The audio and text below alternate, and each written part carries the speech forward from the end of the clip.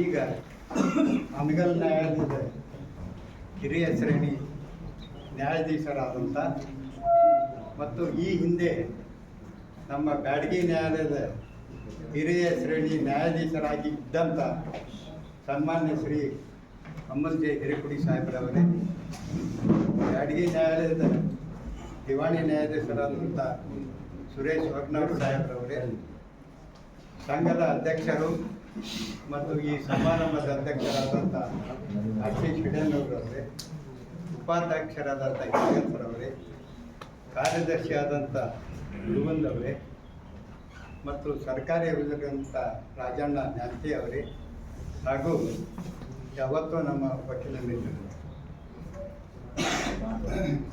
ಈ ನವೆಂಬರ್ 12ನೇ ತಾರೀಕಿನಂದು ಅನಿರೀಕ್ಷಿತವಾಗಿ ನಮ್ಮಲ್ಲಿದ್ದಂಥ ಹಿರಿಯ ಶ್ರೇಣಿ ನ್ಯಾಯಾಧೀಶರಾದಂಥ ಹಿರೇಕುಡಿ ಸಾಹೇಬರವರನ್ನ ಹಾನಗಲ್ಗೆ ವರ್ಗಾಯಿಸಿ ಹಾನಗಲ್ಲಿನ ಹಿರಿಯ ಶ್ರೇಣಿ ನ್ಯಾಯಾಧೀಶರಾದಂಥವ್ರನ್ನ ಇಲ್ಲಿಗೆ ವರ್ಗಾವಣೆ ಮಾಡಿದ್ದಾರೆ ಅಂತ ಹೇಳಿ ಸುದ್ದಿ ಬಂದ ಕೂಡಲೇ ಸುಮಾರು 25-30 ಮಂದಿ 15-20 ನಿಮಿಷದಲ್ಲಿ ಎಲ್ಲರೂ ಸೇರಿ ಯಾಕೆ ಹಿಂಗಾಯ್ತು ಯಾಕೆ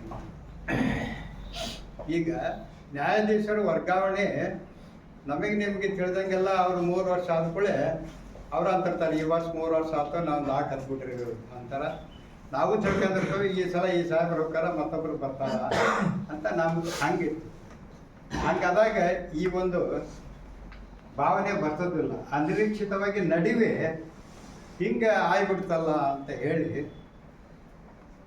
ನಮಗೆಲ್ಲರಿಗೆ ಸ್ವಲ್ಪ ದುಃಖ ಆಯ್ತು. ಅದರ ಬಗ್ಗೆ ನಮ್ಮ ಸಂಘದ ಅಧ್ಯಕ್ಷರು ಮತ್ತು ವಕೀಲ ಪದಾಧಿಕಾರಿಗಳು ಮತ್ತು ಎಲ್ಲ ವಕೀಲರು ಕೂಡ ಸಾಹೇಬರನ್ನ ಇಲ್ಲೇ ಉಳಿಸ್ಕೋಬೇಕು ಅನ್ನೋ ಒಂದು ಪ್ರಯತ್ನ ಮಾಡಿದ್ವಿ.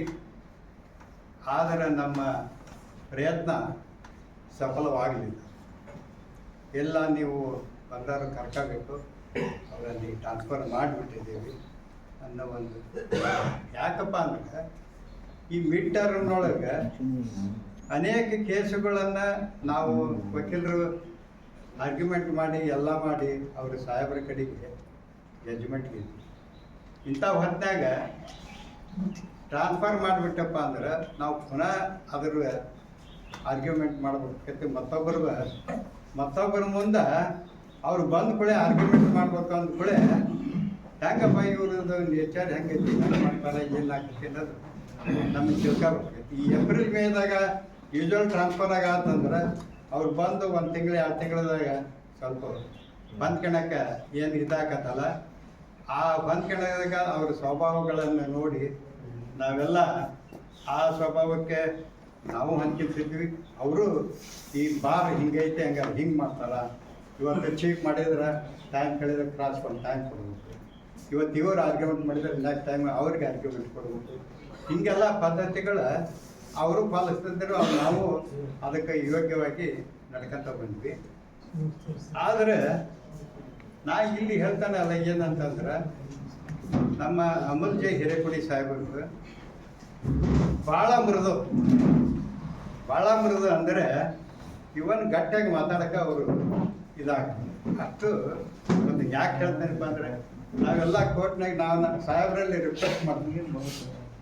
ಯಾಕಪ್ಪ ಅಂದ್ರೆ ಸಾಹೇಬ್ರಿಗೆ ಡಯಸ್ ಮೇಲೆ ಕುಂತ ಮೇಲೆ ಅವ್ರು ಏನೋ ಮಾಡಲಿ, ಈಗ ನಾವು ಕೆಲವೊಂದು ಆರ್ಗ್ಯುಮೆಂಟಿಗೆ ಟೈಮ್ ಕೇಳ್ತೀವಿ ಅಥವಾ ಮತ್ತು ಕೇಸ್ ನಡ್ಸೋಕೆ ಟೈಮ್ ಕೇಳಿದ ಕೂಡ ಅವರು ಏನು ಅಂದಾಗನೇ ಸುಮ್ಮ ಕೊಟ್ಬಿಡೋಣ ಮತ್ತು ನಡೀಬೇಕು ಟೈಮ್. ಈಗ ಕೆಲವೊಂದು ಸಲ ಏನಾಕೈತಿಪ್ಪ ಅಂದ್ರೆ ಆರ್ಗ್ಯುಮೆಂಟಿಗೆ ಇವತ್ತು ಮಾಡ್ಬೇಕಪ್ಪ, ನೀವು ಕೊಡಂಗಲ್ಪ ಟೈಮ್. ಅದನ್ನು ಅವ್ರು ಗಟ್ಟಿಯಾಗಿ ಹೇಳಿಬಿಟ್ಟಪ್ಪ ಅಂದ್ರೆ ನಾವು ರೆಡಿ ಆಗಕ್ಕೆ ಸಾಹೇಬ್ರು ಇವತ್ತು ಟೈಮ್ ಕೊಡಂಗಲ್ಲಪ್ಪ ಅಂದ್ರೆ ಮಾಡ್ಯಾರ ಮಾಡ್ಬೇಕು ಅನ್ನೋ ಒಂದು ಮನೋಭಾವನೆ ನಮ್ಮಲ್ಲಿ ಬರ್ತದೆ. ಆಮೇಲೆ ಇನ್ನೊಂದು ಏನಾಕೈತಪ್ಪ ಅಂದ್ರೆ ನಾ ಸಾಹೇಬ್ರು ನೋಡ್ತಿದ್ವಲ್ಲ, ಭಾಳ ಸಣ್ಣದವನಿಗೆ ಸ್ಮೂತಾಗಿ ಅಲ್ಲೇ ಅವ್ರೇನು ಹೇಳ್ತಾರ ಅಲ್ಲಿ ಮಗ್ಗಲಿ ಕೂತಂಥ ಟೈಪಿಸ್ಟಿಗೆ ಕೇಳ್ತಾರೆ. ಅವರು ಡಿಕ್ಟೇಷನ್ ಕೊಡ್ತದ್ರು, ಹಿಂಗೆ ಆತ ಹಿಂಗೆ. ಈಗ ನಮ್ಮಂತ ವಯಸ್ಸಾದ್ರಿಗೆ ಸ್ವಲ್ಪ ಕಿವಿ ಮಂದಿ ಇದ್ದಕ್ಕೆ ಏನಕ್ಕೈತಿ ಅವ್ರ ಸಾಹೇಬ್ರು ಏನು ಹೇಳಕಂತ ಗೊತ್ತಿಲ್ಲ. ನಾನು ನಮ್ಮ ಅರುಣನ್ ಕೇಳ್ತಿದ್ವಿ,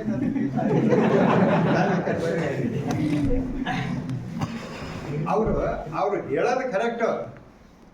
ನಾವೀಗ ಅದಕ್ಕೆ ಹೇಳ್ತದಲ್ಲ, ಅದಕ್ಕೆ ಸಾಹೇಬರು ತಾವು ಕಟ್ಟೆಗ ನಮಗೆ ಈಗೇನು ಕೇಸ್ ಇಬ್ಬರು ನಿಂತಿರ್ತಾವ ವಕೀಲರಿಗೆ, ತಾವು ಆ ಕೇಸಲ್ಲಿ ಈಗೇನು ಆರ್ಡರ್ ಮಾಡಿದ್ರು ಇಬ್ಬರಿಗೆ ಗೊತ್ತಾದ್ರೆ ಹಿಂಗೆ ಮಾಡಿದ್ರು ಬಿಟ್ರಪ್ಪ ಅಂತ ಹೇಳಿ ಟೈಮ್ ಕೊಡಂಗಿಲ್ಲ ಅಂದ್ರೆ ಹಿಂಗಲ್ಲ, ನಾವು ಸುಮ್ಮನೆ ಅದಕ್ಕೆ ಅದು ಒಂದು ಈಗ ಯಾಕಂತಪ್ಪ ಅಂದ್ರೆ ಅವ್ರ ಡಿಕ್ಟೇಷನ್ ಕೊಟ್ಟದು. ಈಗ ಕೆಲವೊಂದು ಸಲ ಏನಾಕತಿ, ಸಾಹೇಬರು ಈಗ ಪಕ್ಷಗಾರ ಕ್ವಶನ್ ಕೇಳ್ತಾರ, ಅವರು ಉತ್ತರ ಹೇಳ್ತಾರ, ಉತ್ತರ ಹೇಳಿದ್ದು ಅವ್ರು ಸಾಹೇಬ್ರಿಗೆ